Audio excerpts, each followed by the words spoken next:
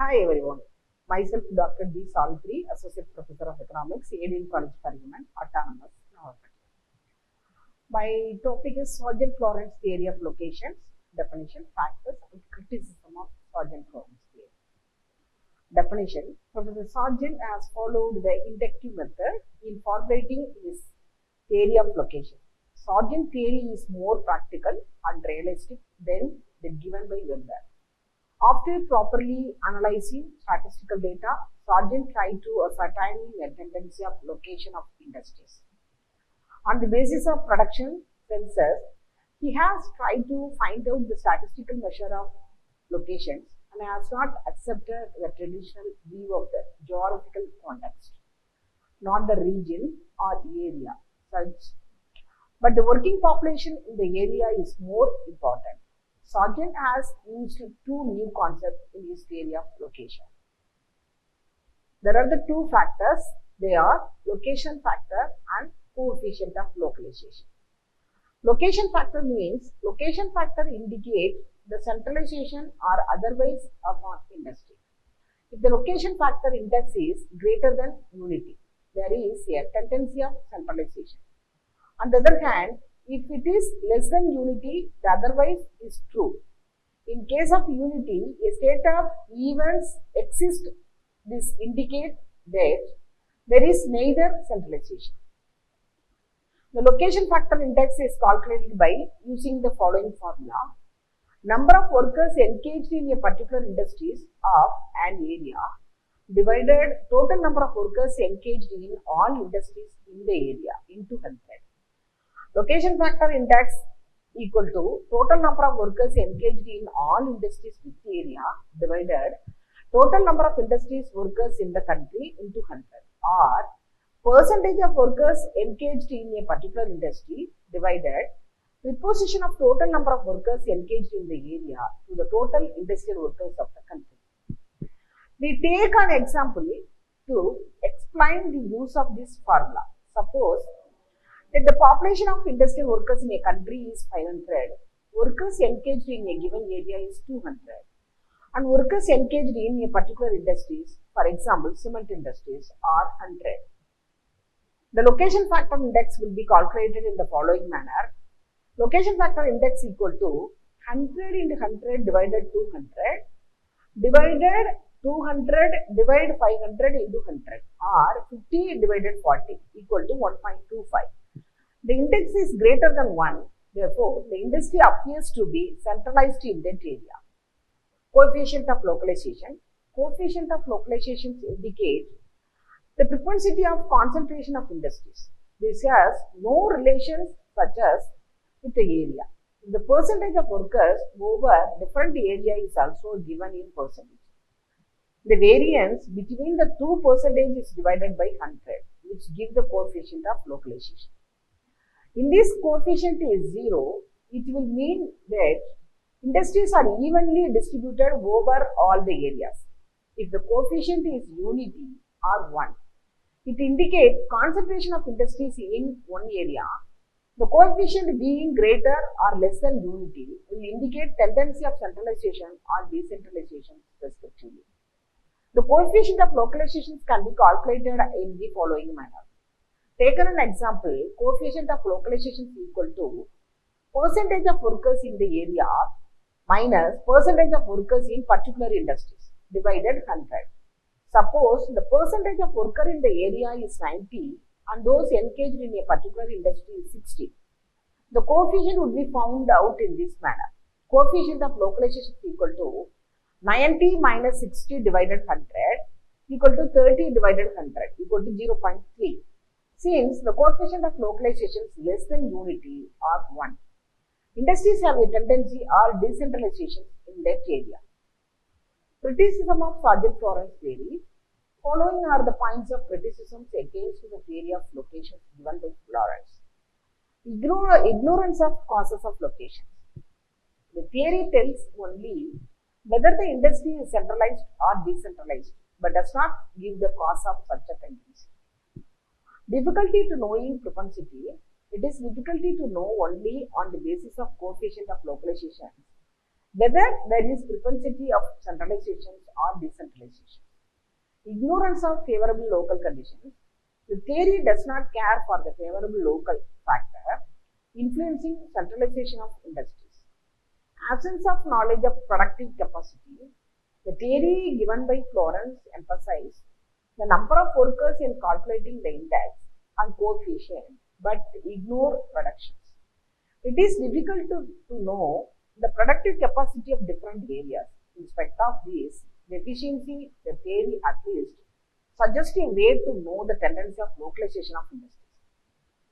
Globalization of industries refers to the increasing interconnectedness and interdependence of national economy through cross-border trade, investment, and the movement of goods and service, capital and information. This process leads to the integration of industries on a global scale, with companies operating on competing in the international market, often involving the dispersal of value chains and across multiple countries. Cross-border product and capital flows. Globalization involves the movement of goods and services between countries through trade as well as the flow of capital such as investment across the board. Dispersal of global value chain. Companies are increasingly sourcing materials, manufacturing components, and assembling products in different countries, creating complex global supply chain. International competitions. Globalizations intensify competitions among the companies as they for market share in a global environment. Impact on manufacturing. The availability of cheaper labor and resources in developing countries has led to the relocation of manufacturing process, impacting labor market and supply chain in both developed and developing nations. Technology and automation. Advancements in technology and automation have transformed manufacturing, enabling faster production, greater precision, and reduced reliance on manual labor. Examples of globalization in industries. Automotive industries. Different parts of a car may be manufactured in various countries, with assembly taking place in another location and the final product sold globally. Smartphone manufacturing. A smartphone may be designed in one country with component sources from multiple countries, assembled in another, and then sold worldwide. Food industry. Food products from different parts of the world are readily available in many countries due to globalization. Benefits of globalization. Reduced cost. Business can take advantages of lower labor cost and across cheaper resources in different countries. Increased access to market. Globalizations expand market reach for companies, allowing them to sell their products and services to a wider customer base. Innovation and technology transfer. Globalization facilitates the exchange of knowledge, technology, and best practices across the world. Economic growth and development. Globalization can lead to economic growth and development in countries that participated in the global economy. Challenges of globalization. Job displacement. Relocation of manufacturing process can lead to job loss in some regions, requiring workers to acquire new skills. Increased competitions. Intensified competitions can put pressure on business to lower prices and improve quality, potentially impacting profit margins. Income inequality. Globalization can exacerbate income inequality within and between the countries. Environmental concerns.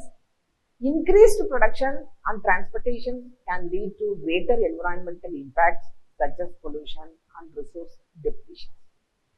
In conclusion, globalization of industries is a complex process with both benefits and challenges.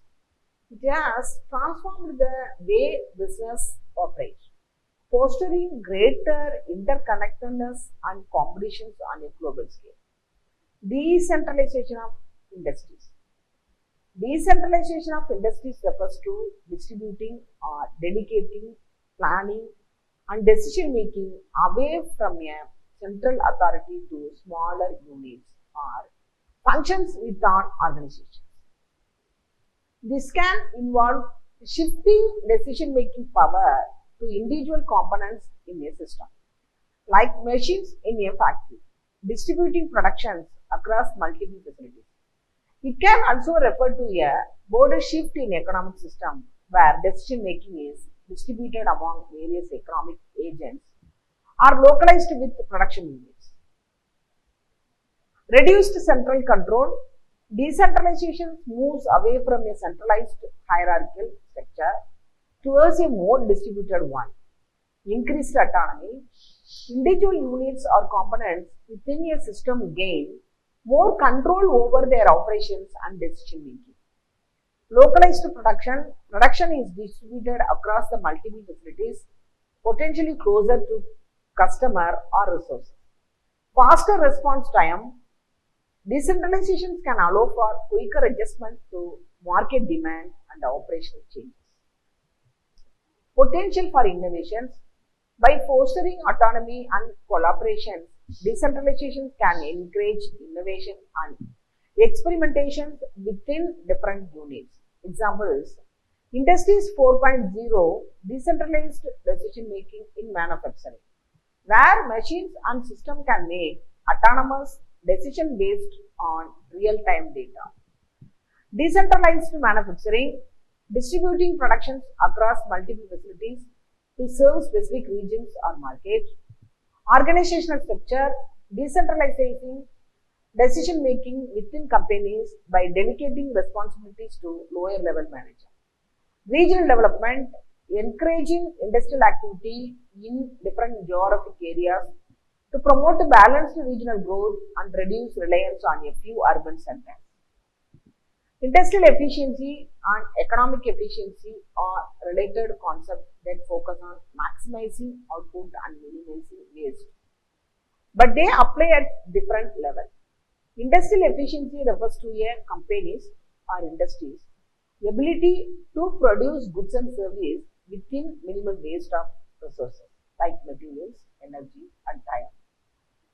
Economic efficiency, on the other hand, is a broader concept that assesses how well an entire economy utilizes resources to achieve optimal outcomes, minimizing waste and maximizing social benefit. Industrial efficiency focus individual companies or industries optimizing their internal process. Metrics: output per unit of input, resource utilization rate, cost minimizations. Examples: implementing energy efficient machineries, streamlining production process, reducing waste generation, improving supply chain management. Goal: to produce goods and services at the lower possible cost while maintaining quality and maximizing profit. Economic efficiency focus the overall economy and how well it allocates resources to meet the needs and desire of its members. Metrics: allocative efficiency, producing the right mix of goods and services. Productive efficiency, producing at the lower possible cost. Dynamic efficiency, innovating and adapting to change. For example, free market allocating resources to their most valued users. Government policies promoting competition and innovation, reducing externalities like pollution. Goal: to maximize societal welfare by ensuring resources are used in the most beneficial way, minimizing waste and improving overall living standard. Relationship: interdependence. Industrial efficiency contributes to economic efficiency. When companies become more efficient, it can lead to lower prices for consumers, increased production and overall economic growth. Broader perspective: economic efficiency considers factors beyond individual company performance, such as the impact of externalities and the overall allocation of resources within the economy. Achieving both. Economics strive to achieve both industrial and economic efficiency through a combination of market mechanisms, government regulations, and technological advancement. In essence, industrial efficiency is a component of economic efficiency. While companies focus on maximizing their internal efficiency, the broader economic system aims to optimize resource allocation and societal well-being. Concentration ratio is a measure of market sector that indicates the extent to which a few firms dominate on industry.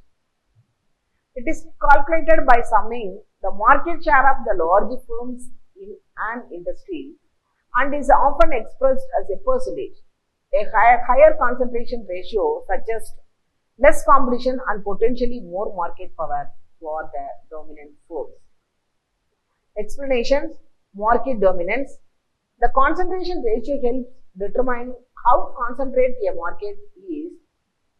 How much of the total market is controlled by a small number of companies. Number of firms.